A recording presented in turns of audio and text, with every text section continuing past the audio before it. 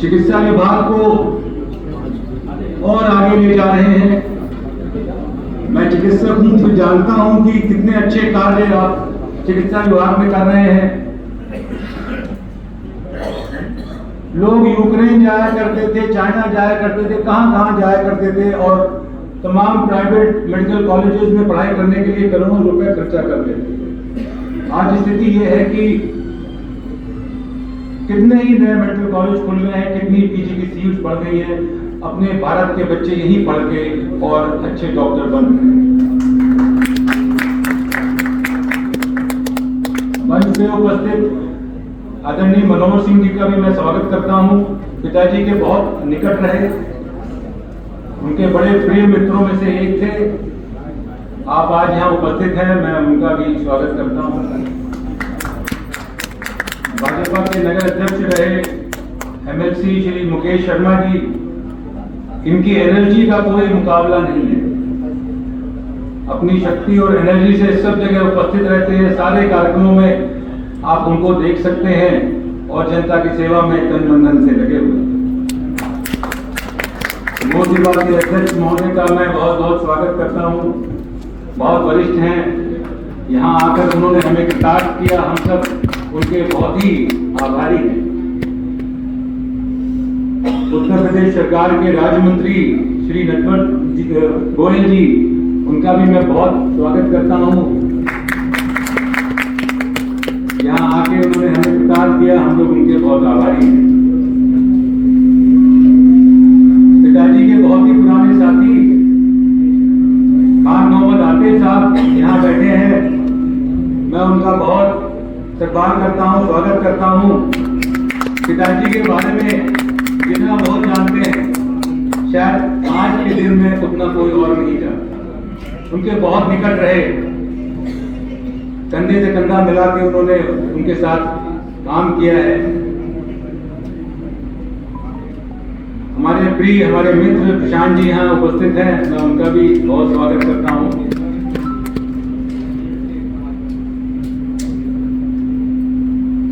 प्रदेश के बहुत ही प्रतिष्ठित, बल्कि मैं कहूंगा विश्व के बहुत ही प्रतिष्ठित चिकित्सक डॉक्टर शिव नारायण पुरी यहाँ उपस्थित हैं, पद्मश्री हैं आप। और आपने जो कार्य चिकित्सा के क्षेत्र में किया है, वह हम चिकित्सक जानते हैं कि कितना बड़ा कार्य है। जिस बीमारी को विदेशों में भी लोग नहीं ठीक कर पाते थे, उसका इन्होंने स्वयं छोटे छोटे डेड बॉडीज में इन्वेस्टिगेट करके, डिसेक्शंस करके एक तरीका निकाला ऑपरेशन का। एक्स्ट्रॉफी ऑफ ब्लैडर जिसे हम लोग कहते हैं, बच्चों का बचपन से ही पेशाब की थैली खुली रहती है, वह कोई ठीक नहीं कर पाता, विदेशों में भी नहीं ठीक कर पाते।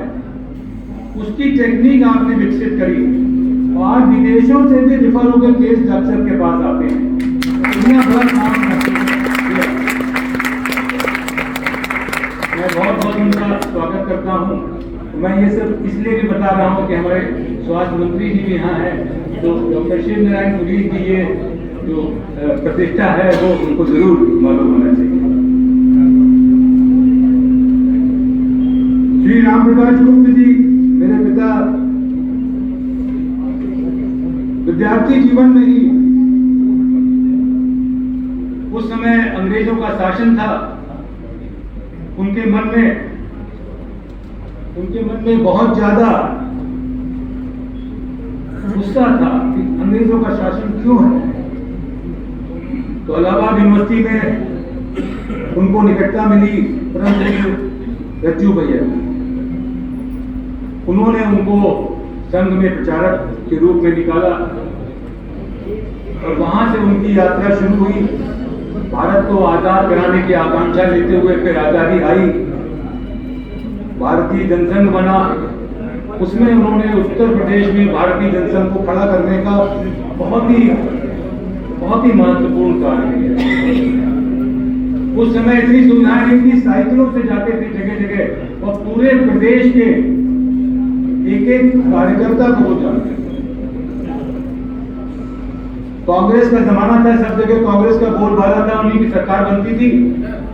पहली नॉन कांग्रेस सरकार 67 में संवित सरकार के रूप में स्वर्गीय राम प्रकाश गुप्ता जी ने बनाई